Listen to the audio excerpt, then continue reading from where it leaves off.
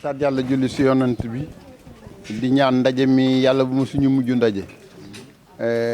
tey nag dañoo am ay gan yoo xam ne yi dañoo jógee ba bitim réew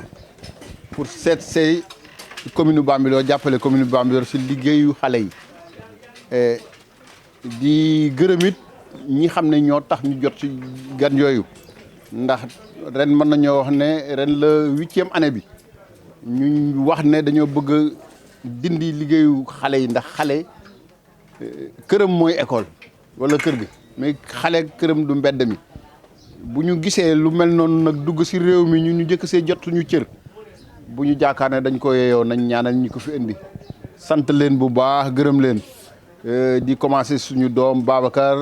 monsieur Mbeng ak acteurs yëpp sunu xol sedd na guy defal ngeen ne lu ñu mënalul suñu bopp nit nag buñ ko defalee lu mu mënalul bopp ña ko defal da leen di sant waaye daal monsieur Mbeng ñu ngi lay yóbbante si gan ñi ne leen teral nañu Bambilor yëpp te commune Bambilor ku ko defar ñun ñi la ko defaral kon bu fa nit jógee feneen ñëw di Sénégal ni mu yaatoo nga tànn commune Bambilor di ko defar teranga ju mel nii di ko def at mu jot kon ñun amal nañ leen jukkal bu baax a baax ñu ngi leen di ñaanal bu baax yàlla na yàlla dolli jàmm ndax nit amul lu dul doomam kenn ku ne doomam rek la bëgg mu donn ko kon nag ku ñuy dimbali say doom mu ngi lay dimbali pour tey mais mu ngi lay dimbali pour suba kon yàlla muy suturaal yàlla nañu yàlla boole suturaal di ñaanal sunu partenaires yi dem beeg ñëw bi yëpp yàlla na doon xéewal bu nu bokk ak ñoom ñëpp di leen sant di ñaanal yàlla képp koo xam ne participer nga si atelier bi ñu ngi lay ñaanal jàmm yàlla na yàlla defal la jàmm kàddu yow daal lañ doon barkeelu si turu chef de village ak imam yi et di ñaan jàmm yàlla na yàlla dolli jàmm. Aujourd'hui, nous sommes au niveau du Mont des Oliviers, dans la commune de Bambilor, pour recevoir nos partenaires qui nous viennent de l'International de l'éducation, mais aussi de la Fondation allemande, pour faire une visite. Mais une visite évaluation, c'est pour avoir une idée de ce que le rêve Omar a pu produire au niveau de cette commune. Vous savez que l'International de l'éducation, en relation avec l'USEC, qui est l'Union syndicale pour une éducation de qualité, ont mis en place un projet, mais un projet de lutte contre le travail des enfants. Nous avons voulu et nous avons choisi Bambilor pour en faire une zone libre de tout travail d'enfants. À ce niveau-là, donc, nous avons des partenaires qui nous appuient dans ce sens. Aujourd'hui, nos camarades de l'International de l'éducation et de la Fondation allemande sont là pour voir qu'est-ce que le projet a pu générer dans le cadre. Il s'agissait donc de rencontrer aujourd'hui les chefs de village, rencontrer l'association des mères d'enfants pour voir, comme je l'ai dit tantôt, qu'est-ce que le projet a eu comme impact dans le cadre de cette problématique qui est la lutte contre le travail des enfants. Nous nous en réjouissons et nous avons su et nous avons vu aussi que si vraiment le projet continue, on aura encore de plus beaux résultats par rapport à cette lutte contre le travail des enfants. Nous allons tout simplement en profiter pour remercier l'association des chefs de village, remercier l'AME, l'association des mères d'enfants, mais surtout et surtout remercier nos partenaires qui nous appuient dans cette lutte. Et je pense qu'à la suite de rencontres, des perspectives se sont dégagées parce que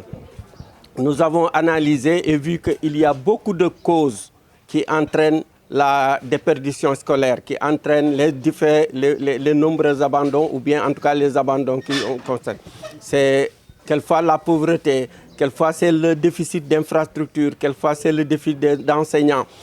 Nous avons pris donc en tout cas la résolution ferme de se mettre dans une unité communautaire pour lutter contre tous ces maux, afin que vraiment dans la zone de Bambilor, qu'il n'y ait plus d'enfants qui travaillent ou bien d'enfants utilisés dans les menus travaux des champêtres, quelquefois au niveau du maraîchage ou bien dans le petit commerce, ou quelquefois même vadrouiller dans la rue à la recherche d'une maigre pitance. Voilà ce qu'on avait aujourd'hui à faire et on se réjouit vraiment des résultats que nous avons engagés. gërëm suñuy waajur bu baax tey jii dañ fi daje fii sur le monde des oliviers si ndaje boo xamante ni ndaje bu am solo la li tax ñu wax ko nag moom mooy tey dañoo am ay gan yoo xamante ni dañoo jóge ba bitim réew gan yi nag boo leen gisee activités yi ñu doon mën a yëpp fii ci Bambilor ci commune Bambilor ñoom ñii ñoo ko waraloon à travers monsieur Meng à travers les 6 syndicats yi nga xamante ne ñoom ñoo nekk fii ci Sénégal di gërëm bu baax fi may dooree moom mooy AME bi nga xamante ne nii moo nekk fii ci Bambilor te maman Aïssatou Camara jiite ko mu ngi nii taxaw son wet di wax ne maa ngi gërëm bu baax aussi tamit le chef du village aussi boo gisee tey jii chef du village yi ñu dem ba leen di former fii ci commune bu Bambilor c'est grâce à leur président je veux nommer Abdoul Aziz Gueye bi nga xamante ne ni tey jii doon na koo xamante ne ni vraiment lu nit xewle ak fu mu xewee mu ñëw taxaw kon donc gàccaa ngalaame moom mi nga xamante ne tey jii mën nañu wax ne amaat na ndam di wax ne encore une fois ñii seen liggéey moom mooy jàppale ndaw ñi nga xamante ne ni ñoom ñoo nekk Bambilor dans la commune de Bambilor naka si naka mooy que ni xale yi nga xamante ne ni dañ leen di jël di leen jaayloo ci mbedd mi xale yi nga xamante ne dañ leen di liggéeyloo ci mbedd mi xale yi nga xamante ne ni dañ leen di sant ay liggéey yu dur a dur muy liggéey yu metti xale yooyu leen bëgg a dimbali nee na xale yooyu noonu foofu du seen place moom mooy école ba kon encore une fois ñu leen wax ne leen ñoom ñu ngi leen di beral loxo encore di leen nuyu bu baax di leen gërëm ci seen teewaay fii ci Sénégal te aussi tamit di leen wax ne leen fii rek lañ ko def ci Sénégal gi yëpp ils ont choisi Bambilor comme village pilote pour mener toutes leurs activités et pour appuyer la jeunesse de Bambilor. di kontaan bu baax ci projet bi di waxaat sunu gan yi ne ñu ngi leen di féliciter di leen di ñaanal lépp lu ñu mën rek yàlla nañ ko mën waxtu yuy déwén di kontaan ci le coordinateur monsieur Mbengue ndax nag li muy wax la rek da koy bañ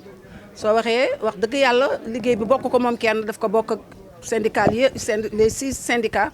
mais macha allah tubaarkàlla moom mi ci gën a fës mu ngi def kemti lay kattanam te it wax dëgg yàlla mu ngi koy piloter comme il le faut di ñaan yàlla mi nga xam ne dara tëw ko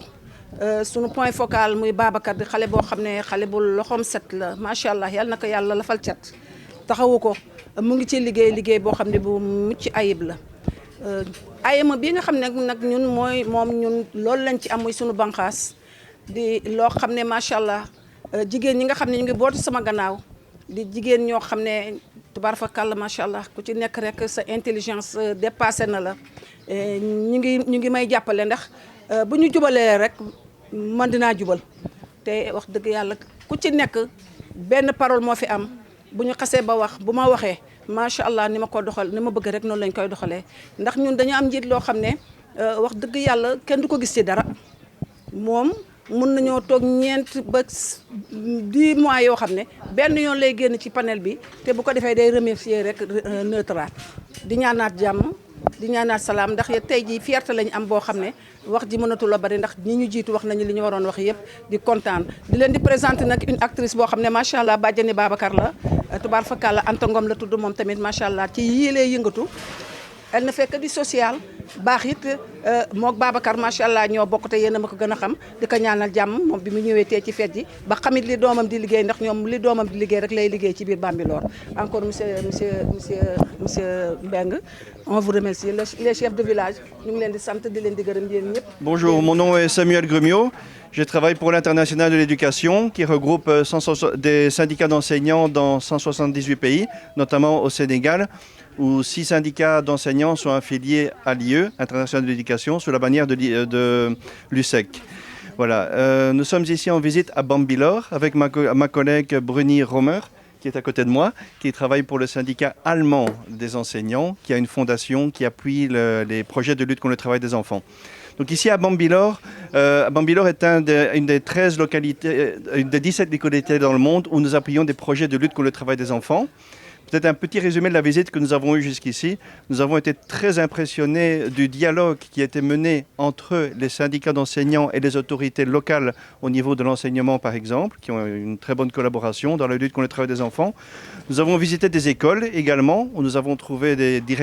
une directrice d'école et des enseignants qui étaient très impliqués dans une amélioration de la pédagogie, une amélioration de l'attractivité de l'école afin d'avoir une meilleure rétention des enfants à l'école. Et